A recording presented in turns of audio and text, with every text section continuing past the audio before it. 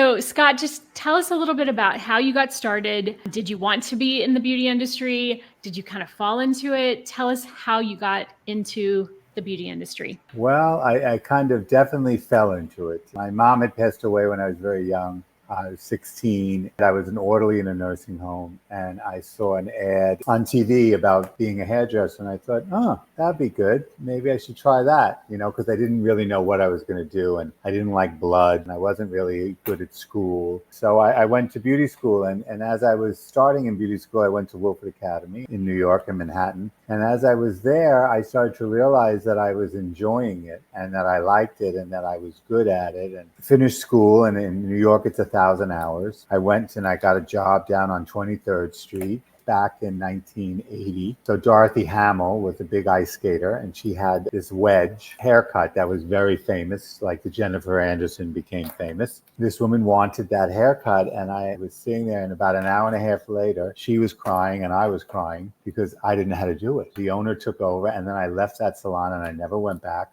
I was devastated, and I thought, I need education. So I went out to New Best and Company, which is out in Manhasset, Long Island, and Michael Mazzi was the owner there. And it was a big, big salon with education. And I trained under him as a trained hair cutter. For the next 4 years, I was his apprentice, and I helped him only. And that's where I got my training, and that's where I realized education's important, and I started to hone in on my skills, and I started to see what the salon world and operation could be like. I slowly fell in love with hairdressing. So I worked with Michael, and I finally got my own chair there, and I had my clients, and then I wanted to move into Manhattan from Long Island. So I did, and I met some people. I ran their salon, and then I went to the IBS show in New York, and I met Horst Reckelbacher, who is the owner of Aveda Corporation, and it was a brand new company. I think it was started in 78. And I just fell in love with his philosophy and who he was. And he didn't have a salon in New York. When he learned that I was managing a salon, I told the owners, we need to take out your private label and we need to put this brand in. And so that's how I became the first salon in New York City to have Aveda. Fell into Aveda, and then I started training with him and doing shows with him and